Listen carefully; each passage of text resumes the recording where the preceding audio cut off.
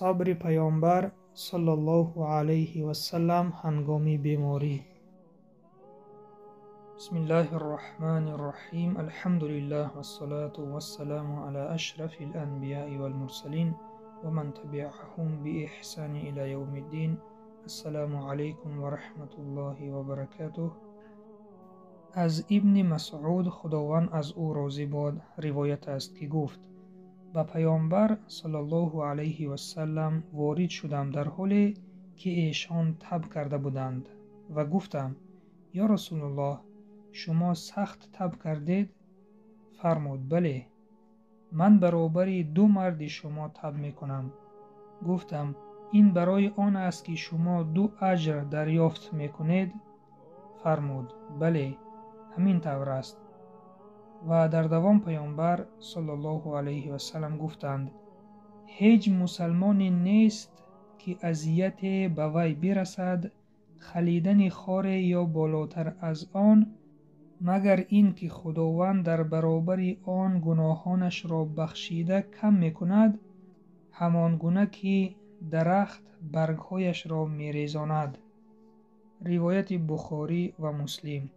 دوستان عزیز، از مضمون حدیث به ما معلوم گشت که تب کردن یعنی بلند شدن حرارت بدن و دیگر نوع بیماری ها سبب می شوند که خداوند به ما اجر می دهد و این چنین هر سختی که شخص در حیات می بیند، اذیت و عموما چگونه امتحان هایی که نباشد، وقتی که انسان مبتلای اینها می شود و اگر انسان صبر کند، شخص مسلمان صبر کند، انشاءالله اینها سبب ریختن گناهانش می شوند.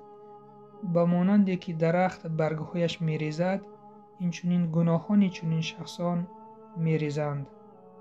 البته اگر شخص مسلمان در برابر این امتحانها صبر را پیشه کند. می گذاریم به حدیث دیگر. از ابو هریره خداوند از او راضی باد روایت است که آن حضرت صلی الله علیه و سلم فرمودند: کسی که خداوند به او اراده خیر داشته باشد، او را به مصیبت گرفتار می سازد. دوستان عزیز، از مضمون این حدیث به ما معلوم گشت که مصیبت، بلا و دیگر مشکلاتی که در زندگی ما می بینیم، اینها امتحانهای خداوند می باشند و خداوند به ما خیر خواست که چنین امتحانها را بر ما کرد.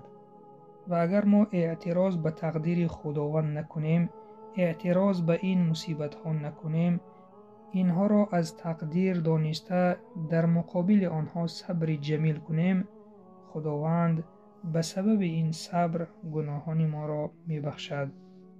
و درس دیگر از این حدیث این است که بلا و مصیبت و دیگر ناخوبی ها در حیات انسان، اینها معنای آن را ندارند که خداوند این بنده را دوست نمی دارد. برعکس، وقتی که خداوند کسی را دوست داشت، البته او را امتحان می کند با قدر توانایی این بنده و گاهی می شود که انسان با سبب این مصیبت ها راه حق را در می یابد و از گناه و نافرمانی ها دست کشیده به سوی الله سبحانه و تعالی بازگردد. دوستان عزیز، خلاصه درس چنین است: وقتی که شخص بیمار می شود یا که وقتی که شخص در مصیبت می افتد، عموماً هر آنچه که شخص در حیات می بیند اذیت می بیند و دیگر اگر صبر جمیل کند، خداوند گناهان آن را به سبب این صبرش می بخشد. پس دوستان، از جمله صابران باشیم، در عملهای خود صبر را پیشه کنیم و یار و دوستان خود را نیز به این عمل خوب دعوت نماییم. سبحانك اللهم و بحمدک، نشهد ان لا اله الا انت، نستغفرک و نتوب الیک.